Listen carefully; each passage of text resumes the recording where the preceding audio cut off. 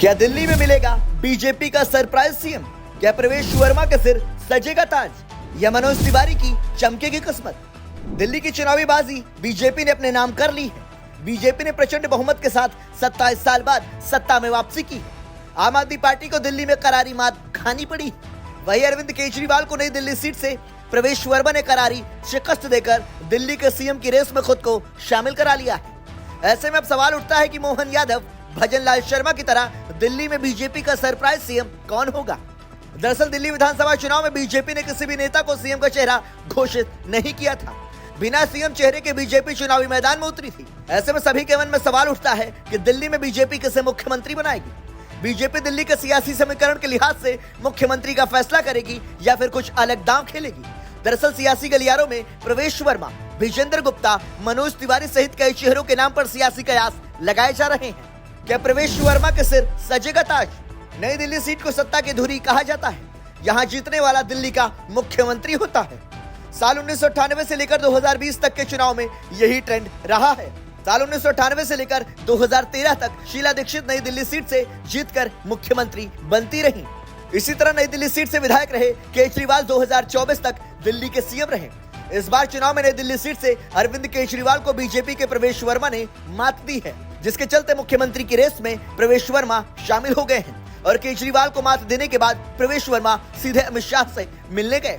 आपको बता दें कि प्रवेश वर्मा जाट समुदाय से आते हैं। ऐसे में उनके माध्यम से दिल्ली और हरियाणा के जाट वोटरों को साधने में बीजेपी को आसानी होगी। लेकिन उनके राह में बाधा यह है कि उनके पिता साहेब सिंह वर्मा भी दिल्ली के मुख्यमंत्री रह चुके हैं।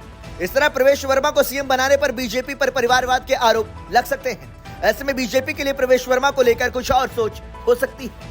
विजेंद्र गुप्ता की खुलेगी किस्मत। दिल्ली की रोहिणी विधानसभा सीट से जीत दर्ज करने वाले विजेंद्र गुप्ता को भी सीएम की रेस में माना जा रहा है। दरअसल विजेंद्र गुप्ता ने अपनी सियासी पहचान एक मजबूत नेता और केजरीवाल के लहर में भी जीतने में सफल रहने वाले इकलौते नेता के रूप में बनाई है। वह केजरीवाल के 10 साल के कार्यकाल में सबसे ज्यादा मुखर रहने वाले बीजेपी के नेता हैं। दिल्ली बीजेपी के प्रदेश अध्यक्ष भी रह चुके हैं और विधानसभा में नेता प्रतिपक्ष की भूमिका भी अदा कर चुके हैं। इसके अलावा विजेंद्र गुप्ता वैश्य समुदाय से आते हैं, जो बीजेपी और दिल्ली के सियासी समीकरण में फिट बैठते हैं। क्या मनोज तिवारी को मिलेगी कमान?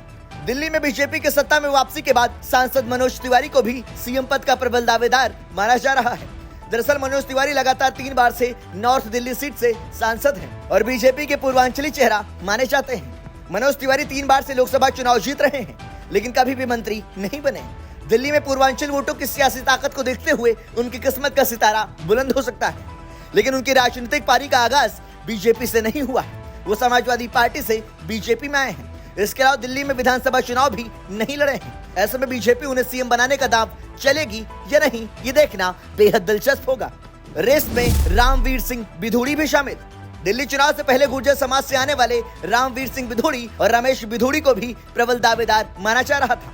हालांकि रमेश बिधूड़ी चुनाव हार गए हैं, जिसके चलते वो रेस से बाहर हो गए हैं, जबकि रामवीर सिंह बिधूड़ी दिल्ली में लंबे समय तक विधायक रहे हैं और अब दक्षिण दिल्ली से सांसद हैं। सांसद होने के नाते उन्होंने विधानसभा चुनाव नहीं लड़ा था। ऐसे में सीएम की रेस में उनके नाम के कयास लगाए जा रहे हैं, क्योंकि दिल्ली चुनाव में रामवीर सिंह बिधूड़ी काफी एक्टिव नजर आए थे। ब्यूरो रिपोर्ट, संदेश वाहक।